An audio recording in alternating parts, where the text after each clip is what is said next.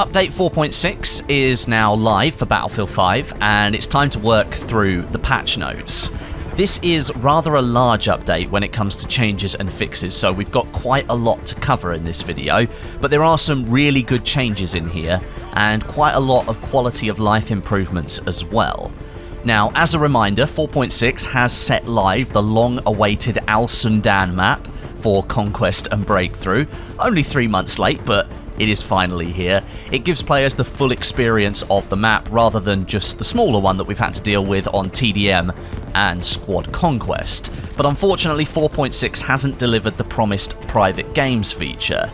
That's now arriving in Chapter 5, so if you want all the details on what content has shifted around and what's actually happening for Battlefield 5 at the moment, you should check out my video from yesterday, which is linked in the description. But into the patch notes we shall dive together. The big highlight changes are of course the resolution of high pings for all players. That has been fixed with update 4.6, and the looting in Firestorm is now working correctly again. But I want to go, obviously, a bit more in depth on some other issues. I want to start with weapon changes for multiplayer, and a big area of change is the sidearms. The meta in Battlefield 5 at the moment is either you run with the revolver, which is the best of all the sidearms, or you run with something else and you are at a fairly big disadvantage. Update 4.6 is looking to change up that meta a little bit, with the main aim being to increase the effectiveness of sidearms beyond 12 meters in range. DICE wants them to become a bit more powerful. So to begin with, the Ruby pistol. It's now a 4-hit kill that extends up to 12 meters, and a 5-hit kill that extends up to 22 meters. Beyond 22 meters, as the damage continues to drop off, the max number of bullets you're going to need to kill a player will be no more than 8. So still quite a lot at long range, but it is a sidearm at the end of the day. Next, the P08, the P38 and the Repetier M1912. Their 4-hit kill range is now up to 22 meters, and beyond that 22 meter mark, it'll take no more than 7 bullets to kill an enemy. Then we have the M1911, the 3-hit kill range now extends out to 12 meters, and the 4-hit kill range is now out to 22 meters. Above 22 meters, it's going to take no more than 7 bullets to kill your enemy. And then the revolver, which is actually getting a bit of a nerf. The 3-hit kill range has been dropped down to 22 meters, and the 4-hit kill range has been dropped down to 30 meters. And it now becomes a 6-bullet kill from 50 meters onwards. All of these changes can pretty much be summed up as a buff for everything apart from the revolver, which, as I just mentioned, it got nerfed. To be honest, I'm not really sure these changes are going to increase people's desire to use sidearms more. I really don't get killed by them all that much, and the most popular one, the revolver, that's what kills me most of all. But a buff is usually a good way to get people's attention, so the fact that everything is now a bit better apart from the revolver, that might encourage more people to start using them. From the sidearms, we then move on to some more general weapon changes, and this first one is quite important. DICE is reducing the horizontal free aiming angle when in prone by 40 degrees. Sounds a bit odd that, so I'll break it down. This means the slowdown when turning too much whilst you're in prone, that's going to kick in much sooner. And this is a change that's going to hit players who like to prone with their bipod MMGs all the time. It's going to make it harder for somebody to turn quickly and take you down whilst they're prone, and instead it gives some power back to the player in that gunfight who's running around on their feet. This appears to be the next step in DICE's crusade to massively nerf the proning meta in Battlefield 5 after update 4.4 massively increased initial recoil of MMGs. I'm in support of this. The prone meta, it's a bad meta in Battlefield 5. It needs to be discouraged in my opinion. But I'm now wondering if DICE is going to change anything further after this update in the future. I've tried the proning update already, and it does have a large effect on what you can do whilst you're prone on your back or on your stomach, so maybe this is enough, but they might go further. Not sure at the moment. Next, the Gewehr 1.5 is being tweaked. Vertical recoil, that's increased from 1.22 to 1.42, and muzzle velocity has been decreased from 620 to 580 meters a second. That makes the weapon slightly harder to use at longer distances, and this is to balance out the increased power that it has at close and medium range. And then we have the Carabin 1938M rifle that's being tweaked as well. Vertical recoil is being reduced from 1.44 to 1.25 to put it in a spot that was intended when it launched. The 1938M is supposed to be an easier to use version of the Gewehr 43, but it suffers from longer reload times. That's the trade-off. The advantage in recoil wasn't good enough to justify using it over the Gewehr 43, but now DICE has reduced that to make it a more attractive option if you don't mind waiting for longer reload times. Okay then, moving on from weapons to a topic that's called interface and experience improvements. That sounds really, really boring, but trust me, all of these little changes that you're about to hear about are big quality of life improvements for Battlefield 5. I spoke to one of the developers, Drunksy, who worked on this with a team over the summer, and the devs are really excited that these changes have made it into this patch. So here's what's happening. DICE has invested quite a lot of time into improving the readable information displayed to you on your screen during gameplay, and they've looked to ensure that you are better aware of places and players nearby that can be of support to you or are in need of your assistance. Now the notes are broken down into sections, so I'll follow those and explain the changes, and we're going to start with Medic. When you're playing as a non-medic soldier, so that's to say any class apart from medic, and you have low health, nearby friendly medic players, they're going to show up on the minimap with a blinking health icon. Nearby health crates or healing stations, they're going to blink on the minimap as well. Relevant nearby health source icons on the HUD, those will become sticky to the edges of your screen, and they're going to show the distance to that health source.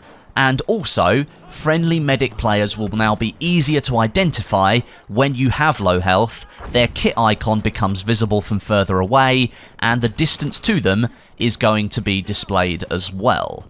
Those are some pretty big changes. That's a lot of extra info you now have about where you can go to get health if you need it, when you're not playing as a medic.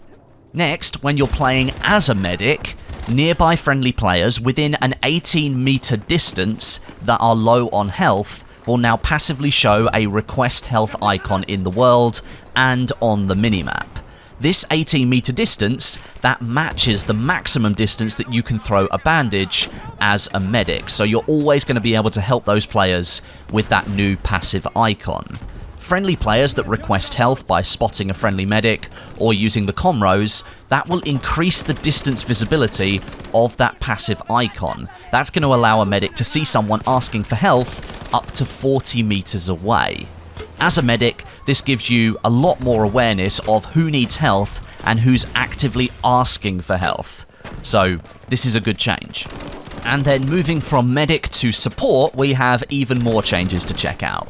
If you are a non-support player, so any class but the support class, when you're low on ammunition, nearby friendly support players will now show up on the minimap with a blinking icon. Nearby friendly ammo crates and ammo stations, they will blink on the minimap as well. Relevant nearby ammo source icons on the HUD, those become sticky to the edges of your screen just like they did for the medic icons, and they show you the distances to those ammo sources as well, so you can make a good decision about where to go to get your ammo.